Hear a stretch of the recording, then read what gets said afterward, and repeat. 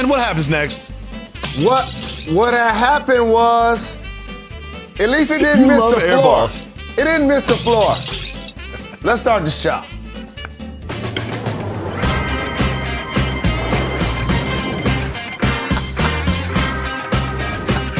He's Jalen Rose. I'm David Jacoby. We are Jalen and Jacoby. What is it that we do? We give the people what they want. Thank you for joining us on this opening day. We have a lot to discuss. Jalen Rose was in attendance at an NBA game, and he's got some details from the sidelines on that. And I'm going to tell you who the only sure thing in the NFL draft is. But we start with the Los Angeles Lakers taking another L in the absence of LeBron James and Anthony Davis.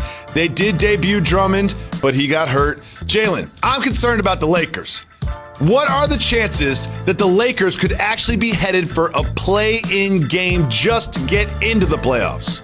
The chances are a lot better than a LeBron lover like yourself and Laker fans would have predicted at the beginning of the season. However, injuries happen. And these are the Lakers that had a very short offseason. LeBron James has been excellent this year up until this period of time of keeping himself healthy and only missed one game going into All-Star break. But then after All-Star break, a freak injury has caused them to be out a prolonged period of time. The thing that's catching up with them is no one really anticipated Anthony Davis to miss this much time. It taxed LeBron, it taxed the team, and now with both of those guys out, yeah, you bring in Drummond, but you don't bring him in to be the best or the second best player. You bring him in to play a role. You bring him in to catch lobs and rebound, be a distributor from the 5 spot and to be a rim runner. You're not bringing him in to replace Anthony Davis. But if the Lakers are healthy, I'm not picking a team to beat them in a 7-game series. But here's what I'll say to anybody who just dismisses seeds. Here's what I want to say to you if you want to dismiss seeds. You can overlook the Jazz and the Suns and the Clippers and the Mavs. But here's the problems when you dismiss seeds. Portland has Dame. The Pelicans have Zion. Memphis is going to get Jaren Jackson back to go with Ja. And the Mavs have Luka, which means great players have a chance to do special things and upset anything you see in the standings. Stay tuned. That's right. The Lakers do not want to be in a one-game tournament-style survive-in-advance type of situation, and they could be headed that way. But before we move on, I want to point out something about the winning team in this game, the Bucks.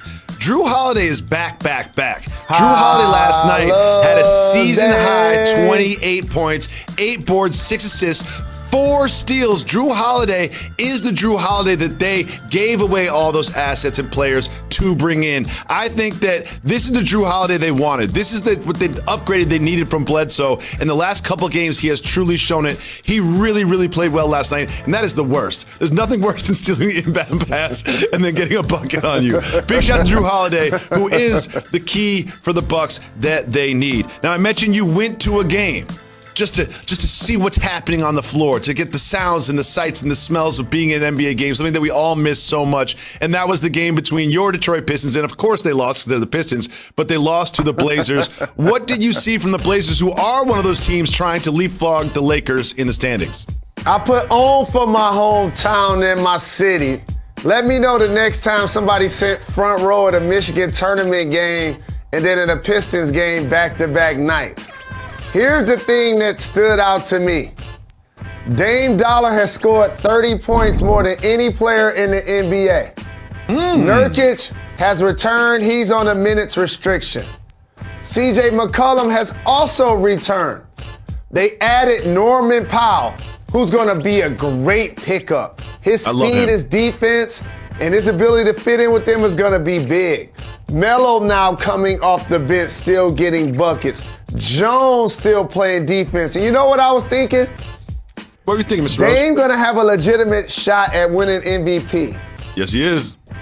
That's what I was thinking. As we start talking about and we start sorting through these candidates, the Blazers are getting healthy. And as that happens, Dame Dollar continues to be outstanding like he has been the entire basketball year. And one thing about the Blazers is CJ McCollum came back from injury, but he spent no time. He wasn't on a minutes restriction like Nurkic. He didn't have to work himself back into shape. He's just back to the CJ McCollum that he was before the injury. There was a much improved CJ McCollum than anything we've seen before from him. And you mentioned Dame as the MVP, and I want to look at those Western Conference standings again because that's going to play a role in who wins the MVP. And you look at those Blazers, they're also trying to climb up, and those Lakers as they fall. And look at the team behind the Mavericks. That's the play-in spot. I mean, behind the Blazers, the Mavericks. That's the play-in spot. The Mavericks played last night, and they've been pretty hot lately. And no one has been hotter than the leader of that team, Luka Doncic. Luka Doncic put on a display yesterday, Mr. Rose. What do you think about Luka and his case for MVP? Jacoby, I don't see him as a MVP frontrunner this season. Porzingis been in and out of the lineup, and based on how they sit in the standings. However, when you do, you got to worry about guys like Luka, as I just mentioned, Jacoby. His efficiency was outstanding. And Porzingis continues to put together a couple of good games. He has. And when you have a great player like Luka, and all of a sudden, a guy that's really struggled from three, who all of a sudden is now improving shooting from that range, and he loves that left-handed bounce before he goes into three. This is why you don't want to be the lower part of the West. Because guys like this have a chance to eliminate you even if you're the favorite. Absolutely. If you look at those Western Conference standings one more time, it's really interesting what's happening between basically 4 and 10.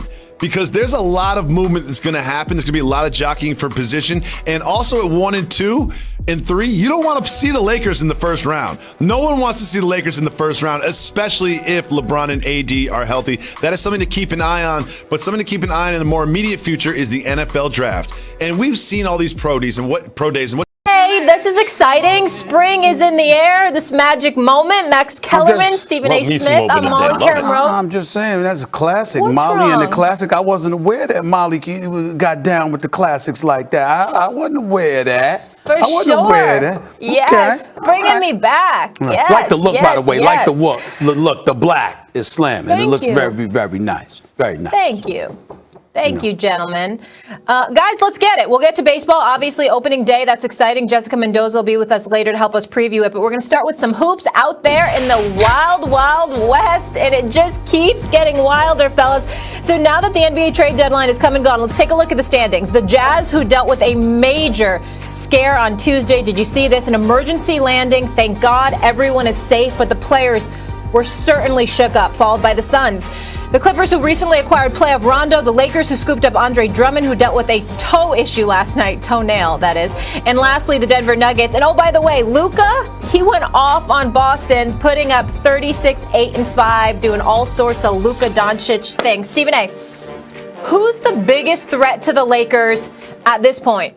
I'm incredibly impressed with a lot of things going on in the Western Conference, especially with the Phoenix Suns and obviously the Los Angeles Clippers that come on strong. But my answer to this question is going to be the Utah Jazz, Max Kellerman.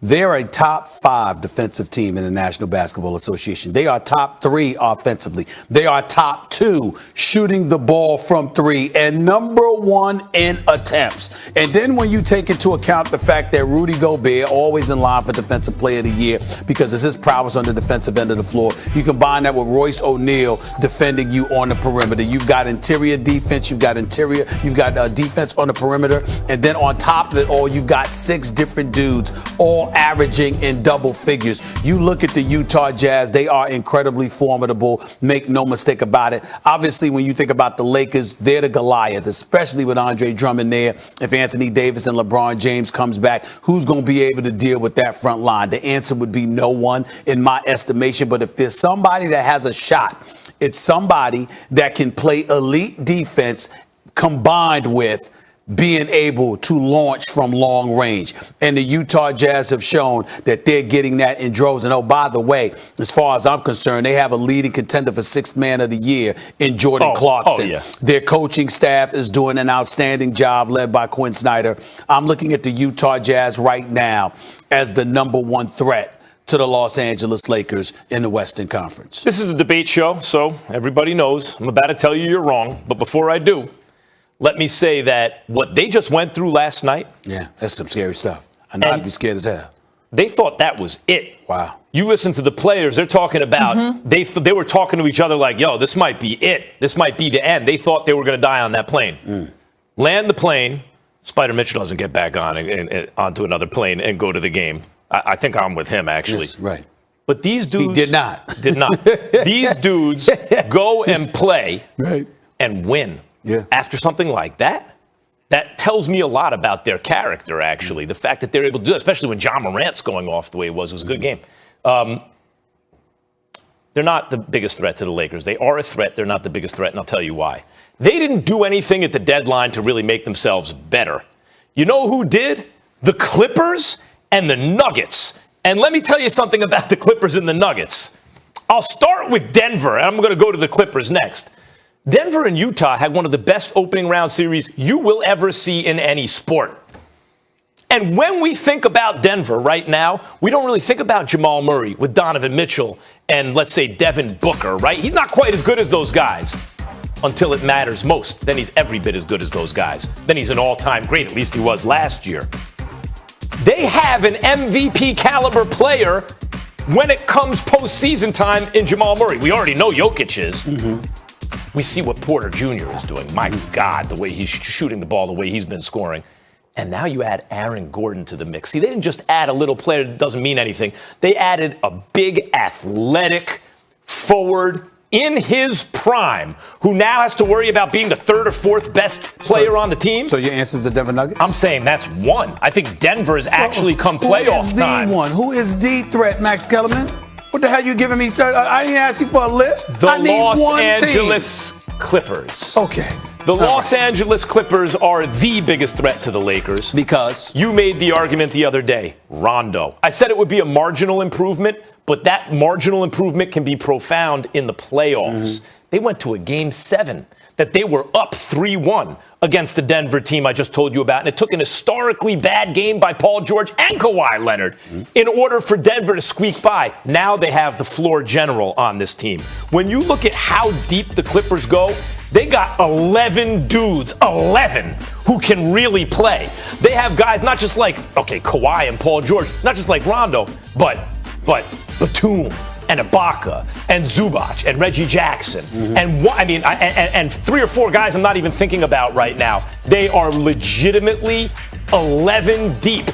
Your boy Luke Kennard, I know you didn't love that sham for Kennard. Kennard's shooting almost 50% from I don't three. care. I don't care. You got to shoot more then. You got to shoot more then. I mean, you can't be taking got 11 dudes. I'm just saying, if you taking 8 shots a game, right, but you making 50% of your threes, why the hell ain't you shooting more? You got to get him more opportunities. He has to be a factor. I'm not saying that it doesn't matter that he makes threes. I'm saying it only doesn't matter if you don't take enough of them. And that's what he needs to do, especially since you were willing to part ways with Lou Williams. There's no question that in large part that had something to do with Luke Kennard and how comfortable you're feeling with them. Lou Williams, you talk about a perennial 6th man of the year, and you ship him out. It was never the same since Ty Lue became the coach there. Lou Williams' minutes diminished. He didn't seem as aggressive and as involved and as much of a focus offensively for the Clippers. That's because of Luke Kennard. I got to see Luke Kennard jack up some more shots and take over games offensively the way I've seen Lou Williams do in the past before I'm sold on his arrival in Los Angeles with the Clippers. I know that the Clippers were that close to getting by Denver and giving you the confrontation you wanted to see with the Lakers in the conference finals. And I'm still holding it against them. And one of the reasons I believe the Lakers won the championship the first year they come together, because usually super teams, it takes like at least a season, was Rondo. Playoff Rondo is real. So they had 2 guys in the regular season, and in the postseason, they had 3 All-Stars and another floor general to go with LeBron James. That dude's on the Clippers now. Well, you know what a lot of people miss about Rondo, to make your point, to accentuate your point, is this. When they talk about playoff Rondo, people keep thinking, the playoffs arrived, so he steps his game up. It's not that simple. What happens is that it's a best 4 of 7. So now you get to focus on one team. Right. That brilliant savant of a basketball player, Rajon Rondo, if you put him against the same team, best 4 out of 7, he has the ability to figure you out. It's going to get worse and worse for you. It's going to get worse and worse. That's why they say that's really what it is. Playoff time is coach's time. Right. Plays out of time. Who knows all the plays? Rondo knows. He's a coach on the floor. That is exactly what the Clippers were missing. They got shooting. They have size. Yeah. They have every single thing they need. The question is, will Paul George step up? Because Kawhi ain't choking again in the game. But I can point this to you. You remember what you saw from Donovan Mitchell. Oh, yeah. And and that brother has arrived. And when you take into account the fact that you have surrounded him with depth, defense, and perimeter shooting, It's a whole lot. Utah. So Oh, by the way, come playoff time, you can expect crowds to be there. Maybe not in full capacity that the MLB is talking about doing opening day with the Rangers, but you can expect the crowd.